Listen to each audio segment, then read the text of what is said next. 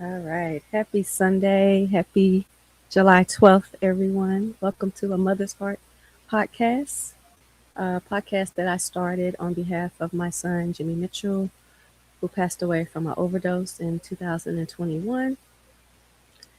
So I wanted to create a platform, create the podcast where we talk about grief, we talk about loss, community, just a platform where anyone can come on. We share our testimonies. We cry, we laugh, we heal. We just all things positive, right? Yes. Awesome, awesome. So today's guest, I'm so excited. Her name is Miss Shay. So welcome, Miss Shay, to the Mother's Heart podcast. Tell us where you're from, and just introduce yourself, and then we'll go into your story, testimony. Absolutely. Hi, I'm Shay Wilson. I am a grief coach. I'm an author. I'm a speaker, and I'm the founder of Gathering the Fragments, which is my ministry that's dedicated to helping people navigate loss and unimaginable pain. Um, I help them rediscover purpose and just kind of walk them through that process. But my biggest title is I'm a mom. I am currently here in ATL, but I'm originally from New York City. I've been in Atlanta for about 23 years this year. So, yeah. All right. Do you like ATL or New York better, or kind of both? Well, I like to go home and visit. Okay. Yeah, do like a little dose here and there in New York, but I love ATL. Yes, Yeah, it's a vibe. I it love is. it for sure. All right, well, we're gonna go, by the questions, but we're just gonna free flow and just let things Okay. go. So tell us. I know, we've talked. How did you hear about the podcast? Let's start there. Or how did you see? How did we like? Connect. Yes, because I know you told me you saw it, and then you reached out to me, and then we kind of. Yes, yes. Okay. So Yeah. I'm looking for ways to collaborate and connect with people to see Okay. other people's stories, Okay. and just see because you never know, and just hear everybody else's experience.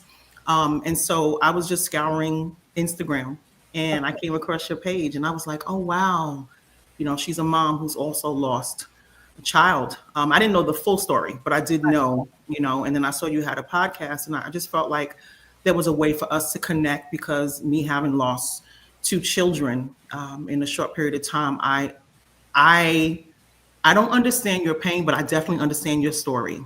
For sure. For sure. Definitely. And yeah, it's definitely a club you definitely don't want to be a part of. I tell you Right. that it is. I was like I shared with you earlier. The anniversary of his death is coming up on the 19th. It's so crazy. Like it gets fuzzy. I can't even remember the date. The Yeah. actual date. It's almost like a mental block or something. Yes. And I find myself being more emotional around this time, more triggered. Yes. Like even the story about the young man that was in Mississippi and he Yes. drowned.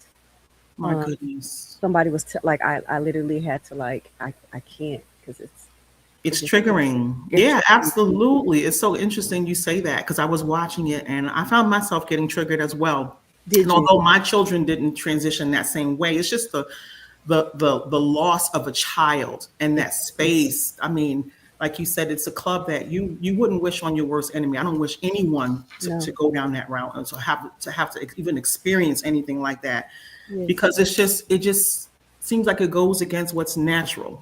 Like I'm older, I had you, I should outlive you. And so Sure. when you lose your children, Hmm. whether it's prematurely, accidental, they were sick, whatever way, it doesn't even matter. It's the fact that they're no longer here. Hmm. Um, it's hard. It's very, very, Hmm. very hard place to be in. Truly. Well, Mhm. give us a little bit of your story and everything about your children. Absolutely. Absolutely. Well, my grief story actually starts prior to them. So my I lost my husband of 20 years in 2018, February 2018. Okay. And, I felt like I really couldn't grieve that because I still had children that I had to take care of. And so I was trying my best to remain strong for everyone and still be mom, super mom, as we normally do. Of course. And then Bryce and Brian, they were born with special needs. Bryce was born with single left ventricle, which was a heart condition, a congenital heart condition, which eventually he would have had to have a heart transplant, which he did. He had a heart transplant in 2020, March Okay. of 2020. And for those 2 years, from March 2020 until May 22nd, 2022, it was a fight because he had the transplant in March, but Mhm. by June his heart got rejected. His body rejected the heart, and so he was in the hospital for the most part those whole 2 years. And at the same time, while trying to make sure he's good at the hospital, the Children's Hospital here in Atlanta, I was also taking care of Brian, which is his twin, who had his own special set of needs. He had spina bifida, and so he was wheelchair bound. He also had a colostomy, and he just had like a bunch of other secondary conditions as well. Mhm. And so I found myself running to and fro the hospital, just making sure everybody's okay, making sure everybody's covered. Like again, being mom. Mhm. And so again, Bryce passed away May 22nd, 2022. And then Brian passed away 20 days later Mm. on June 11th. Not a month later, not a year later, Mhm. 20 days later. And how And old were they again? 16, They were 16. Wow. they were 16 years old. And it was like, okay, Glenn, Bryce, Brian. Yes. And we had a family of six, and half my family in 4 years Mhm. was gone. And just, I was so overwhelmed from compounded grief, Yes. right? I couldn't really. Explain that, because a lot of So people say compound grief. compounded grief is when you have one loss right after the next. It's just Mhm. like it doesn't happen, and it just happens like seemingly consecutively. It could be within months, weeks, even a couple of years, because 4 years is still a short time to Absolutely. lose so many people. And then the 20 days apart between the two of them, I just felt like I was in a car that I couldn't manage. I just felt like a speeding train. Yes. And yeah, and so I just, that's what happened. I felt overwhelmed, Mhm. angry, numb, Mhm. afraid.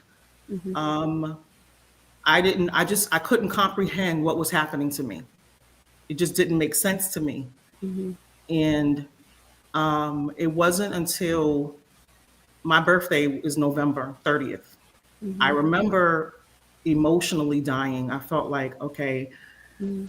I I'm not going to kill myself. No, never thought that because I'm a believer. And I always felt like, no, I wouldn't do that. But Right. I felt like I wanted to commit myself into the house, into the crazy house, into somewhere. So I call it the Yes. crazy house. I'm sorry if I'm offending anyone, but that's what I felt. I felt like I was going crazy. Yeah, that's a true emotion. That's a true, that's how you feel. Yeah. And so I remember calling two friends of mine, one who's a therapist, and I said, listen, I'm going to admit myself Mhm. into and commit myself because I can't function, I can't think, I don't know what to do with myself. And Mhm. she was like, okay. And I remember feeling that, and then as I was driving on my way to the hospital, Mhm. I felt like a peace that came over me Hmm. and was like, I didn't have to do that anymore. I no longer felt out of control. So I Okay. remember praying and talking to God, saying, God, if you would allow me live to see my birthday, Mhm. then I know that you have purpose for me, that I'm not cursed. There's nothing wrong with me. This is just something that you've called me to walk out. Mhm. And that's what happened. I remember waking up on my birthday, and normally I do these glamour shots. I go and have photographer friends and I do this whole thing. And I didn't do that. I just hopped online, Mhm. and I was so grateful. I was just crying, just grateful on live, looking a mess, but just Yeah. saying, God let me live, y'all. I'm here. Yeah. He let me live. You definitely have purpose. Definitely have purpose. We all do, Yeah. And just unfortunately, like we spoke earlier, like I can't say why things happen the way, there's no crystal ball. There's no, people can try to, I won't say pacify you, but they give you a reason. It was God's will or this or Mm. that. And that still does not give you the comfort of why my son, why did this happen? Right. Like Right. literally, I know I felt like I pleaded with God, like, please, don't take my son. Yes. And things turned out the way they did. And you're still with this hole in your heart and this question mark of, what do I do with this? You know? Right. What do I do with this, and why did it happen? Hmm. Because even at the stage that I'm in now, where I'm helping others and I'm walking others through it, and I understand the purpose behind it and all of that, but I still don't understand the why. But one of the things that I decided to stop doing was asking why, Okay. because I realized that I may never get that answer, and it doesn't serve me. Yes. It doesn't serve me. The why of it doesn't serve me. Hmm. It's the what am I going to do with it? There you go. Right? That serves me and it serves others. Yeah. And I want to touch back to something that you mentioned about, some of the things that people say. I not only coach those who've lost, but I also coach people who walk alongside or those who support the grieved. Yeah. Okay. And one of the things that I tell them is that, we have to stop saying certain things. Well, they're better off. They're with God, or, you Right. know, God wouldn't put more in you than you can bear, and all of these sayings that we say Mm. that I believe the intent is right, and I don't believe it's malicious. Right. However, it's not helpful, Hmm. right? And so what it tends to do is it causes us additional emotions on top of that. Because Hmm. I don't want to hear that in that moment. As much as I'm a believer and as much as I do know and believe God's will and that God has me and that I get all of that, but that doesn't help me, right? Yeah. What helps is you just showing up, be there. If you have the capacity, and if you don't, that's fine too, because everyone does not have the capacity to be a listening ear. Another thing that you can do is I'm a strong believer in acts of kindness, Okay. right? Rather than saying, hey, call me if you need anything. I'm not going to call you. My mind's not even thinking about you. Hmm. Just do an act of kindness. Just say, you know what, Shay, Cherie, I'm gonna send you some food. I just want to send you some flowers. Just do something that could Yeah. possibly bring lighten my day, lighten my load. Hmm. Um, those are the things that I talk to people about, Hmm. because it's real and it can it's not helpful. True. That is so true, Shay. Thank you for that. Because Mhm. I found like people would tell me, I don't know what to say. I don't know what to say.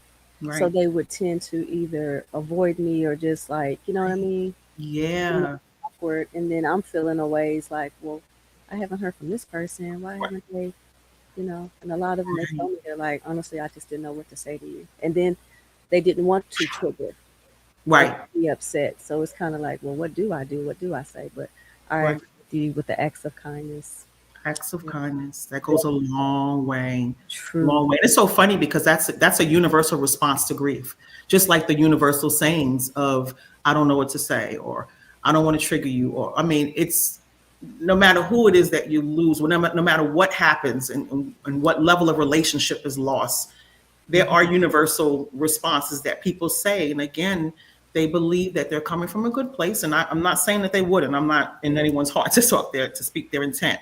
Sure. However, I will say that it doesn't help. Like you said, you feel like, well, Dag, where are you? Hmm. My mind is not, the forefront of my mind is not to think, oh, so and so. My mind is on my sadness, the depth of my sadness, the brokenness that I'm feeling. And Hmm. acts of kindness is something that is a universal response that lifts everyone because I will remember that. I will remember the fact that you delivered flowers or you delivered some food to me or you sent me a Cash App or, a Zelle or that you just did something because I didn't know what to say. Just do. Absolutely. Just do. Absolutely. Question: was there a moment when you realized you couldn't carry the grief alone? Yes. um, because I'm a caregiver by nature, by heart. I care. God has called me to be that. I am so used to being strong and helping everyone. And what began to happen was I started to have panic attacks. Mm. Like my body was responding. And I was like, what's wrong with me? What's wrong? What's wrong? Mm. And went to my doctor to get to the root of it. And she was just like, Shay, Who's taking care of you? You have to address what has happened to you. Those are very real things that happen to you, and you can't just do what you normally do, which is like, okay, it happened. You can't ignore it. It must be addressed. I try. And so it was the panic attacks that kind of triggered that, my body responding to what was happening with me internally. And I didn't know where it was coming from. And it was my doctor's help to let me see that that's what was going on with you, is you're just trying to move forward with life. And the thing is that I didn't even realize. So since then, I'm in counseling and therapy. And she asked me, like, well, what is your vice? And I'm like, I don't know, because I'm not a drinker. I don't do drugs. I don't, I'm not into porn like this. And she said, you know what it is? And I was like, what? She said, helping people. I said, I get it. stop me in my tracks. Stop me. She said, now, because you're called to do that, there's nothing wrong with that. But Chanel, you have to, I'm sorry, you have to set boundaries and parameters around it to make sure that you are also taking care of yourself. Right. You cannot abandon yourself while helping others. Who's pouring into you? And that thing hit me like a ton of bricks. The light bulb went off. Every light bulb went off. Yeah. So what did you start doing to take care of yourself? Was it like an immediate, okay, I'm gonna, or did Yes. So it started with my doctor with the panic attack. So I said, okay. I started walking, tapping into my community, the friends that did have the capacity to just sit with me. And, I love massage therapy. So I like, doing massages, getting massages, journaling. Journaling was big for me because I was able to take everything that I was feeling on the inside and put it on paper. Journaling. And I would say anyone journal. I promise you, it is it is a breath of fresh air. And just kind of combining those things. Therapy came on later, but those were the things that I began to do. And of course, praying, listening to worship music, all of those things that can help lift your spirit, bring some peace to you, lift some of the weight off of you. All of those things I incorporated and was being intentional about them. Right. Do you ever go back and read the journal? Can you? I know I was talking to someone, they were like, I can't go back and read what I wrote, but at least I write it out. I go through some pages, some of the titles I look at and I'm like, no, I can't do that because it's very triggering for me. I got you. Yeah. Okay. How has your faith, your support system, or your personal journey helped you find strength to keep moving forward? Well, my faith helped me more than anything because I know that God is with me, that He has not left me. He said He'll never leave me nor forsake me. And even though things happen in life, one thing remains, and that's Him. And so I lean on that God, no matter what happens in life, no matter trials, tribulations, things come, things go, relationships, jobs, money, anything, I know that you will always be with me. And I know that you've given me peace that passes all understanding. Yes. And that has carried me, the peace that God has given me, because there were times when I was so deep in my sadness that I didn't even think to ask for it, but He would just give it to me. And my friends, like I said, they would reach out to me and say, hey, Shay, let's go, let's do something. We're not going to allow you to just sit and wallow, which is good. Now, I do believe that there is a time where you should set aside time to yourself and cry and do what you need to do. But then I believe that you should also let people in as well. And everyone will know the balance for themselves and how that works. And like I said, therapy. I love therapy. I can't. I have two. Well, I have a counselor and I have a therapist. Yes. Yeah, for Yes. sure. Absolutely. And I underestimated the impact and power of therapy, of talk therapy. So yeah. What about the impact on your other children? That's a very good question. Yes, because I think um, the children sometimes, Mhm. not that they get ignored, but they're not acknowledged like the parents. So Agree. I even brought my sons here on the podcast so they could express how they felt and what they went through to get Yeah. their perspective. So, Yeah, that's great. And you're right. The other children tend to get ignored because they focus on the main the parent okay. in that situation. I would say that my sons, they're finding their way Mm-hmm. because they're sons, they're grown men now, Mm-hmm. and it did impact them heavily, but in differently. Mm-hmm. And one of the things that I tried to make sure to remind people is that my sons are grieving too. They lost their brother. Yes. So yes, I did lose my sons, but they lost their brothers. And so I wanted to make sure that people also took the time to acknowledge them in their pain, in their Mm-hmm. sadness as well. Absolutely. What Mhm. about counseling for them? Did you seek counseling? I Or did they tried reach to, yeah, but they were Yeah. like, "Nah, I'm good." I was like, "Okay, okay." You know Yeah. what? Especially grown men. True. Um, you have to let them come on and on their own. It's like it did with me, and I didn't judge them because it took me a little while to acknowledge that I needed help. Yes. Again, being so strong, and they've watched me be so strong. They Yes. also were like, "Ma, good. I'm glad you're doing that because you're so strong for everybody. Yes. Go get the help that you need." Ooh. Uh-oh. Your sound. My sound. There you go. There you go. It kind of Um, went muffled for a second. No, you're good. Yes. That's yeah. awesome. That is awesome. Do we have any questions for Shay and from anyone that's watching, any of our viewers? No questions? Not yet. Shay, do you have any questions for me? Flip it for a second. Okay. Yeah. What are you doing to take care of you? What am I doing? Similar. Definitely the counseling. Mhm. Said I have two. I have my therapist I've been seeing for uh, since I was probably in my 20s, Okay. going to therapy. And then my grief counselor, someone recommended her to me after my son passed away because I knew I needed a certain type of help with that. Yes. I Yes. couldn't tackle this by myself. And so her name is, shout out to Tanya Cunningham. She's amazing. Hey, Tanya.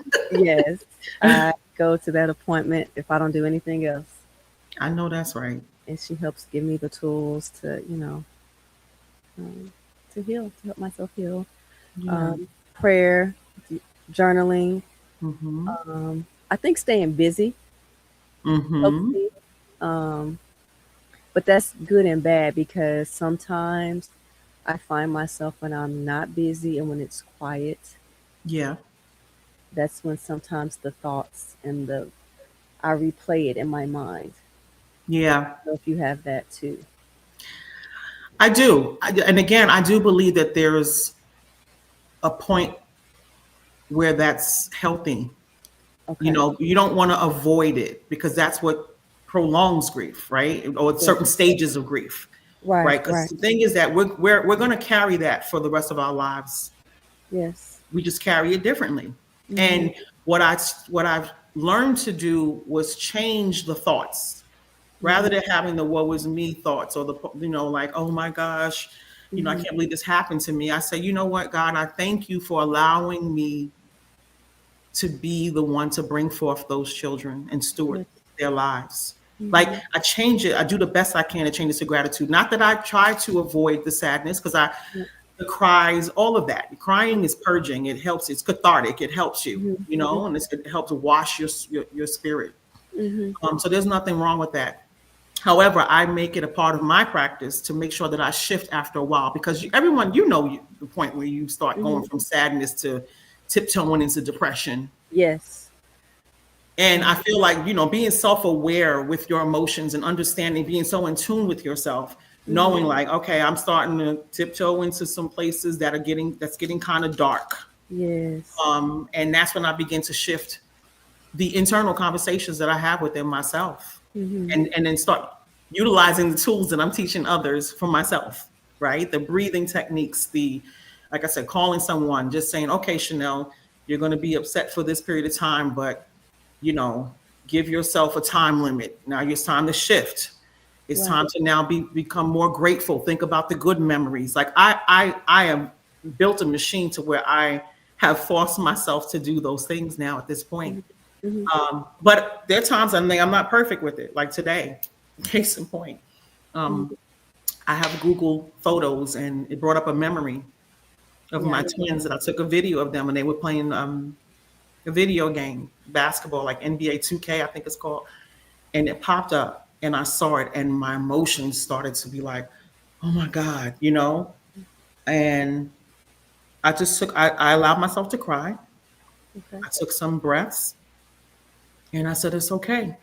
They were happy. Look at the video again, Chanel. They were happy. Mm. They were happy. And no matter how we lose our loved one, we have to remember those happy moments. Yes. They were happy. There were points they were happy. Yes. And like everybody else, like with us, there are points we're happy, there are points and sometimes that we're sad, you know, anger. They go through their own range of emotions as well.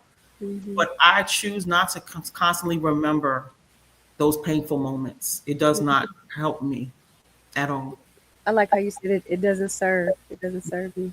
It doesn't That serve. is that is very, very true. Mhm. Very true. All right. Grief often changes us. In what ways has the experience changed who you are today? It's changed me a lot. It's changed me a lot. The main thing, I'm gonna talk about the main thing that it has done is it's provided me purpose. It's given me purpose. Um, to take the things that have happened to me, Mm-hmm. coupled with the strength that God has given me, and say, Chanel, I'm gonna take the things that the devil meant for evil and turn it for good. Mm-hmm. The scripture says that, right?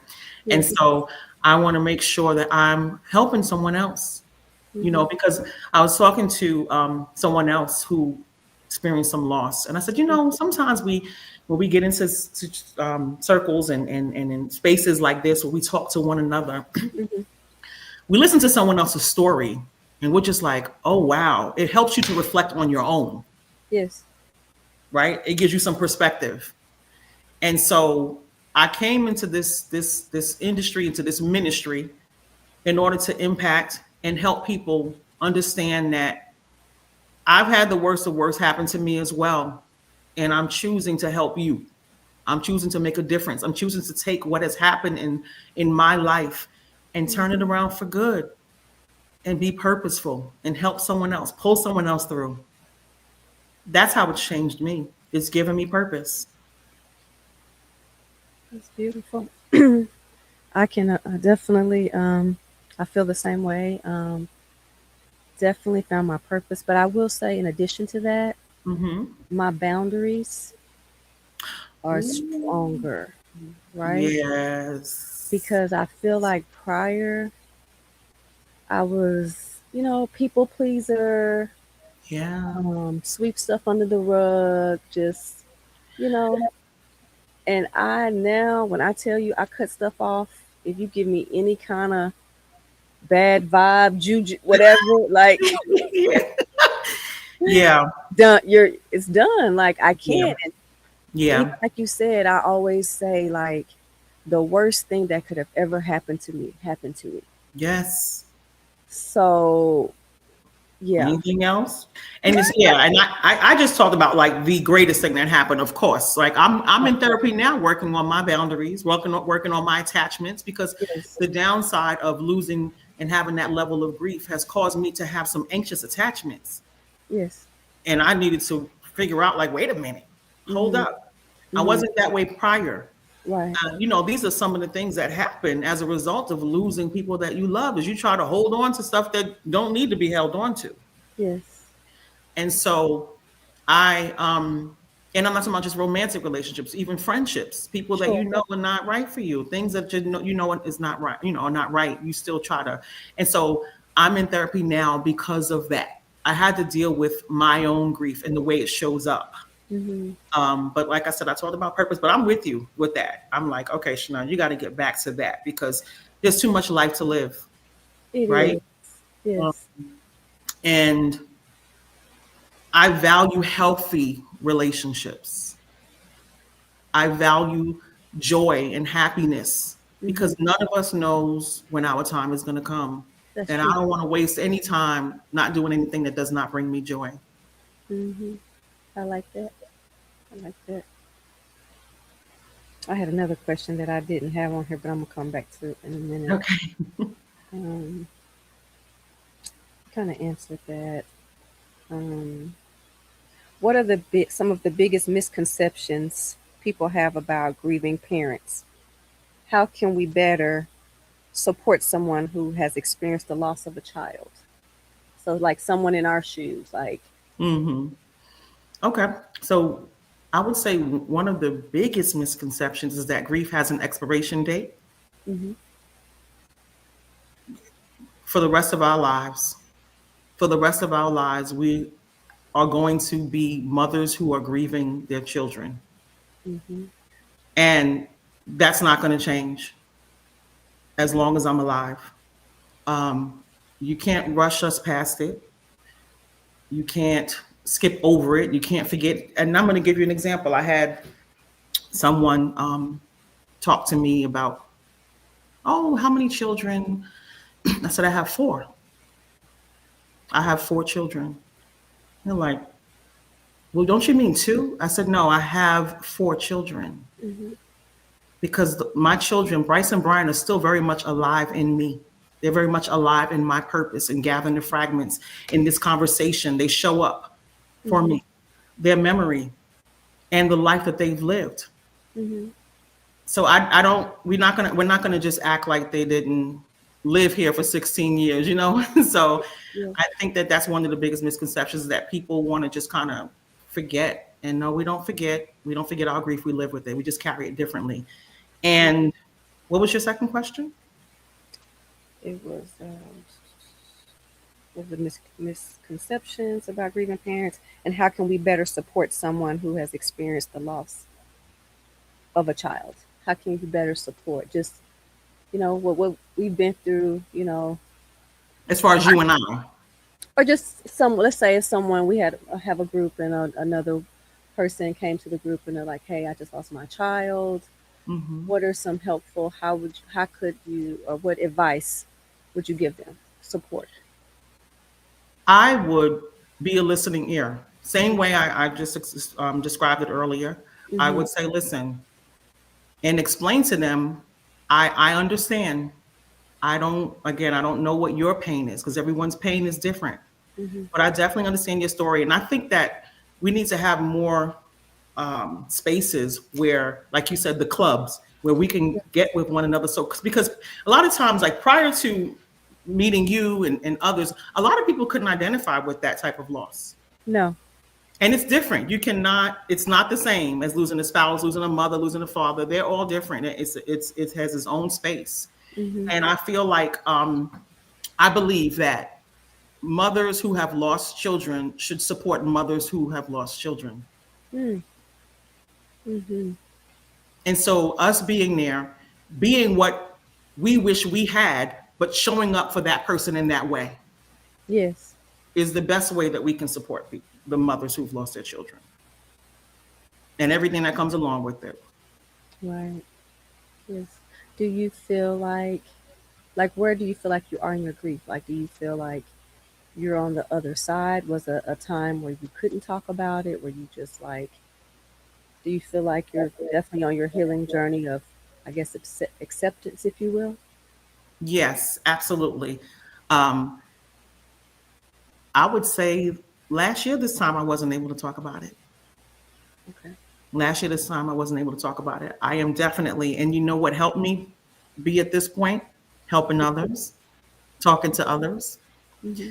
Because the more I talk about it, is the more I'm realizing the help that I'm providing, right? Not in a toxic way, but because it keeps, I'm able to help people, like I said, restructure and re-examine, redefine, repurpose what it is that's happening with them. And in turn, it's touching my life and it's helping me.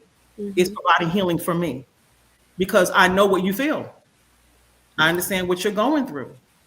Um, and so yeah, I'm definitely on the healing side of it. And on the healing side of it doesn't mean that you don't cry. It doesn't mean that you don't still have moments of sadness, as I just explained, a minute ago. I still have my moment. I had a moment today.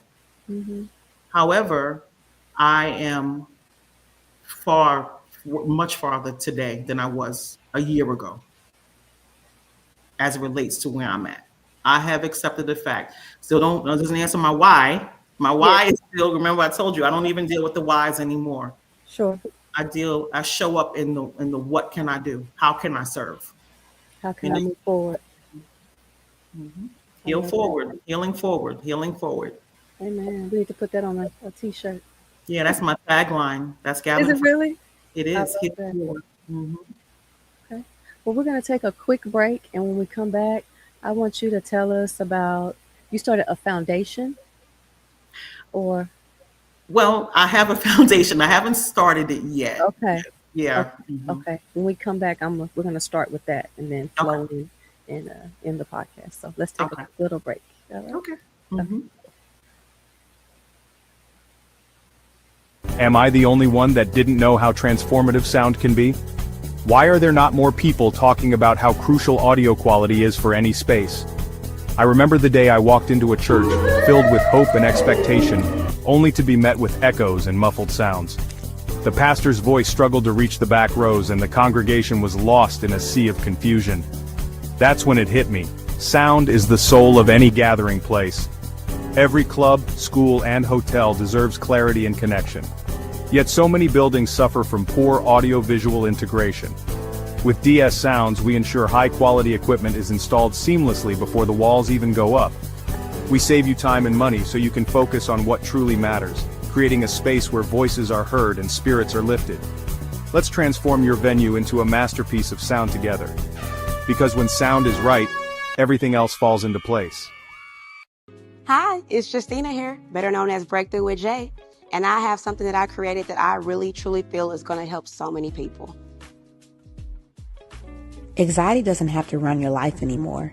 Inside this journal, you won't just find prompts. You'll find clarity, tools to help you breathe again, a space to understand your thoughts, not fear them, reflections from someone who's been there and made it out stronger.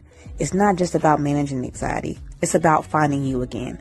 Ready to take your peace back? The 60-Day Anxiety Guidance Journal is now available.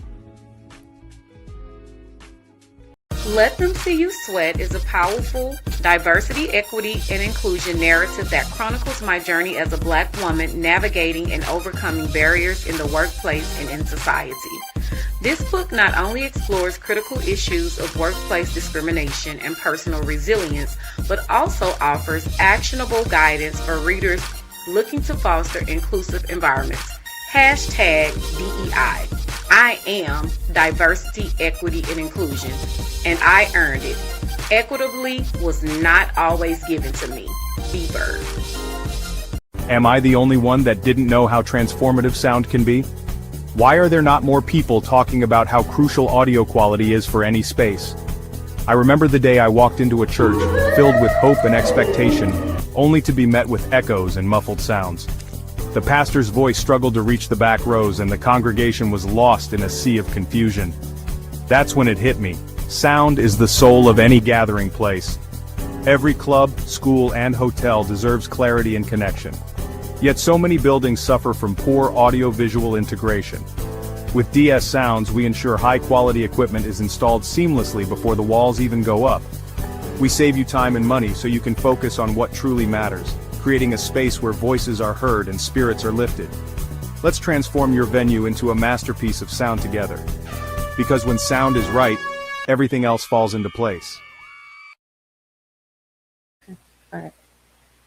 All right. We are back with Miss Shay. She is on a Mother's Heart podcast today. We are talking about um, just life, grief, after grief, healing, and Yeah. moving forward after the after. Yes. So before we take our commercial break, since the loss of your twin boys, Bryce Brian. and Brian, right? Mhm. Tell us what you have started. I know you said you started a foundation. You're doing things to also help others with grief. Kind of explain to us kind of what you're doing. Yes. So the foundation piece, I'm in the process of solidifying that, but it's called Be Squared Away Okay. LLC. And B squared is Bryce and Brian. It was a mathematic. Yeah. And it's like the Holy Spirit gave me that name. And so we give back to families with children with special needs. That's my heart. Mm-hmm. I am also currently pursuing a nursing degree so that I can also work with special needs children and parents and families. And I also have Gathering the Fragments. Gathering the Fragments. And let me tell you, you know what's interesting about that is, like I said, Glenn passed away in 2018. In 2020, February, God told me to become a certified coach. Mm-hmm. And I was like, what's a coach? What's a sort of, I didn't know what a life coach was. Right. I didn't know, but I was obedient to it and I did it. And then it was put on hold. And then he gave me in 2021 Gathering the Fragments, which I still did not know. I had no idea, but I just know he was giving me this information. Mm-hmm. And it wasn't until after they transitioned, and a little bit after that, where he started showing me why he had me become a coach and why he gave me Gathering the Fragments, Mm-hmm. is because I would help people who feel scattered from their losses gather their pieces to show them what's whole. And I was like, okay, God is just so divine in his wisdom and intentional with his actions as to just showing us the things that we need to do. We just need to be obedient as much as possible. Mm-hmm. You sense that you're moving in a direction as long as you're prayerful. The Bible says that he's ordering our steps. And so we want to make sure that, we're all doing and being who God called us to be. And this is my give back for the things that I've gone through, the losses that I have endured. Mm-hmm. He's called me to do. Gathering the Fragments, Be Squared Away. I love that. Mhm. And do you, I guess later when we end, we'll get your social media if you want to share Mhm. with the audience and everything. Absolutely. And again, if anyone has questions for me or Shay, feel free to put them in the chat. We would love to answer if we can help anyone. Yeah. I think right now we don't have any. Do we have any questions? Nothing yet? Okay. Shay, I have another question for you. Sure. What is your fondest memory of your twins? My fondest memory is they love to play practical jokes. I mean, they were comedians, and we were in the house, and I was downstairs, I think in the kitchen preparing a meal, and everyone was accounted for. Okay, I have 4 sons and a husband. Mhm. I went upstairs, and I don't remember what I went upstairs for, but when I went upstairs, I went inside my bedroom. I saw what looked like a person in my bed that was snoring. And I was like, wait a minute. You start having these moments where you're like, am I losing it? And I was looking at the bed and I just heard snoring, and it looked like there was a body that was fully under the covers. Anyway, I yelled downstairs to my husband, Glenn, and I was like, Glenn, you got to get up here. Somebody's in the bed. And he's like, what are you talking about? And he came upstairs and he pulled the covers back. Like, what is going on? And the twins just bust out laughing. They, in their genius selves, I guess found a snoring, from YouTube, and they used a basketball as a head, and they made the clothes into like a body. Like they used towels and clothing and shaped it into a body. And I think about that every now and then, and just how much joy that they brought me. They were so funny. They were just humorous. Their sense of humor. They just were funny kids. A joy. That's my fondest memory. Because I was scared. said he did something similar when he was little. My mom was keeping him, Mhm. and for some, I don't know why she always wanted to give him a bath and make him a sandwich or something. That was like her granny thing, right? Mhm. And so he was, I guess, in the mood for it. And so she called me frantically and told me she couldn't find him. I'm like, what Mm. do you mean you can't find him? Like, he's with you. Like, like, I can't find him. So I rush over there. By then, I'm about to call 911. We're looking all over the house. Can't find him, can't find him. And finally, right before I got ready to call the police, he had fallen asleep under the dining room table, but there was a Mm. tablecloth so we couldn't see him. And Mhm. he's like yawning and stretching, and I was just like Mhm. happy to see him, but want to strangle him at the same time. Same time. Absolutely. He's like, Absolutely. I didn't want my granny to give me a bath. I'm just like, Cutting up. Like, listen, exactly. Because it's like, it's funny when it's like, it's not. Like, come on now. But yes, these oh my kids, boys. yes, yes, yes. And I have two granddaughters from him. Mm. Kinsley, she just turned 8. Delia will be 8 in December, Oh, and wow. they are him. Both of Yeah, them. Yeah, they are him. that's beautiful. They That have is beautiful. they have his personality. And do you have any more questions that you wanted to ask me or anything that So, we didn't cover or you want to what? cover? When did you know that you were going to start the podcast? Like, what was what? Yeah. Mhm. For me, it was I don't know if I shared with you what happened at the funeral, and it was just real crazy. So it was already hard losing Jim. Of course. And then at his funeral, I had somebody get up and stand up and say all this stuff. Long story short, it dismantled the whole funeral, so I didn't have an ending. My God. Mm. So not only am I grieving my son, I'm grieving the funeral because of all the craziness that happened, right? Right. And so I felt like I didn't have closure. Mm. Mm. So I talked to my counselor about it, and her and I even we did a live. Mm-hmm. That way I could, we could talk about it.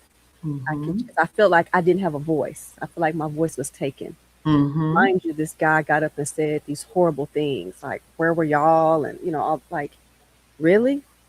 My goodness. So with that being said, fast forward, I was like, I even mentioned to her I want to start a podcast, and that's kind of where that went.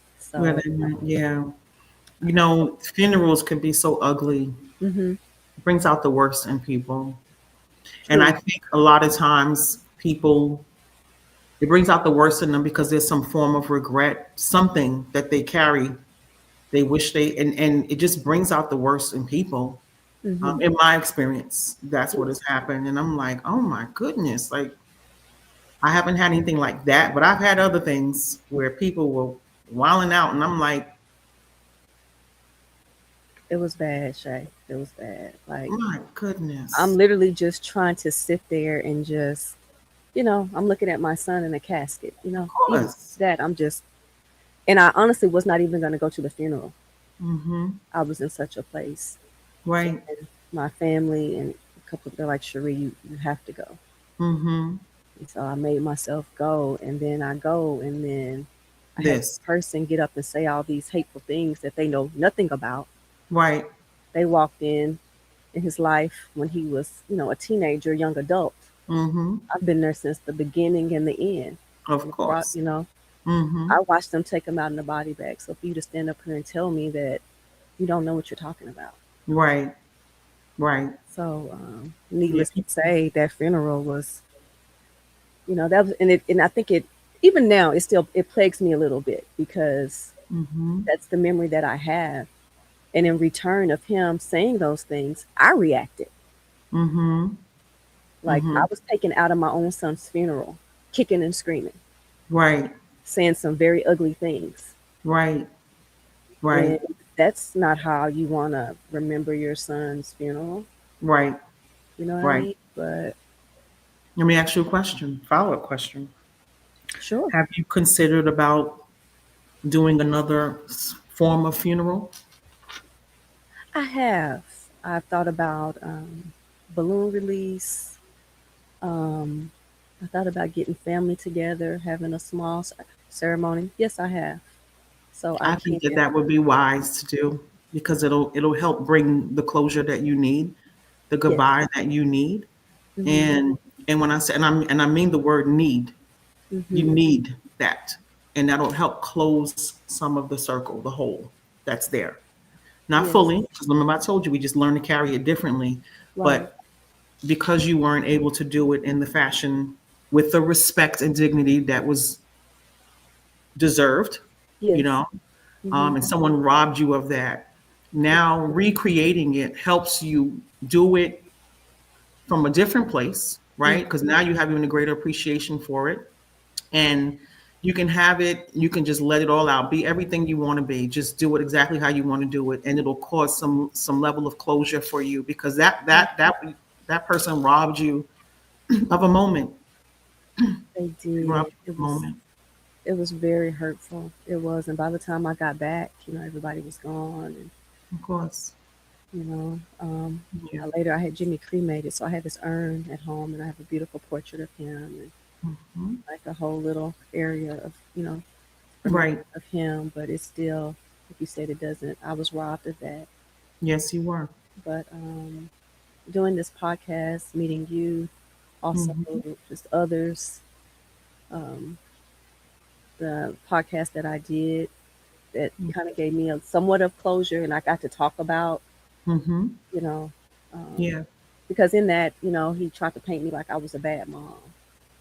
So then I had Right. that going on as well, and I'm just like, although I know I'm not, but it's Right. still Of caught course. myself. Words hurt. Yeah, and I'm And just like, words publicly hurt in this situation where I'm sensitive, where I'm open and I'm you vulnerable. yeah, and vulnerable. Yeah, that's not right. Yeah, That's not right. yes. So, um, And I'm sorry you went through that. I'm sorry thank you you, experienced that. thank you so much. Yeah, so that is what brought me to where I am now. You're doing a wonderful work. I mean, just opening up Hmm. and allowing us to come on here and talk about the things that we've had to endure and creating space and Hmm. even for your viewers. This is a phenomenal work. This is purpose, purpose, purpose, purpose. And taking this is the definition of taking your pain and transforming it into purpose, Hmm. not just for yourself, but for others. Hmm. And this is the healing forward that you're doing. This is your example of healing forward. Yes. And I just want to commend you and I thank you for allowing me to come on and share my story Hmm. and share a piece of me. And I'm just grateful. I'm grateful for this opportunity in this space. Thank you so much. Thank you. Thank you. That means so much because sometimes I get discouraged because, of course, I'm not where I want to be as far as the viewers and the this and the that. And, Right. but I still like, sure, just keep going. You're just going to keep doing it. And it's going to, That's you know what I right. mean? You don't know whose life you may touch or help. So if there's just Right. one viewer, That's right. Listen, that's one of my favorite scriptures. I become all things to all men that by all means I might save some. So you giving your all and leaving it all on the, leaving it all out there, just giving everything, using your gifts, using your anointing, using everything that you have in order to be able to bless someone else. You just don't know. It only takes one person, right? I just want to impact somebody. It doesn't have to be. I'm not concerned about the numbers. I'm concerned about the who, right? right? And I'm telling you that you've already impacted me. That's how I found you. So you doing it, even though you feel like, oh, I'm not really. You are. Thank You're you. effective and you're impactful. Thank you. Thank you so much, Shay. That means a lot. That means a lot. We're getting ready to end. I'm going to ask you, before we close, is there anything on your heart that we didn't discuss, something that you feel someone watching or listening needs to hear? Like a closing, anything that we didn't touch on? Or Um, I won't say we didn't touch on it. I think we touched on it a little bit with myself, but I want to say and impress upon every mother that has lost a child to take your time. Don't let anyone rush your grief. It doesn't work. Take your time. And as long as you are taking the time to experience and process through your emotions, then you are, in fact, healing forward. Heal forward. Heal forward. I love that. Thank you, Shay. Thank you so much. Go ahead and give us your social media again and where you can be found if anyone wants to reach you or have any. Absolutely. Absolutely. So I can be found on Facebook. My name is Shay Wilson on Facebook. And on Instagram, I can be found at Shay the Brand, CHETHEBRAND. And you'll see my name, Shay Wilson, once you click on Shay the Brand. And on there, you'll be able to go to my bio. I have a link in my bio, which you'll be able to access my workbooks and guides that I have, as well as book a discovery call just to see if we're a good connection. If you need someone to talk to, I'm available. Awesome. Thank you, Shay. That was amazing. Thank you. Thank you.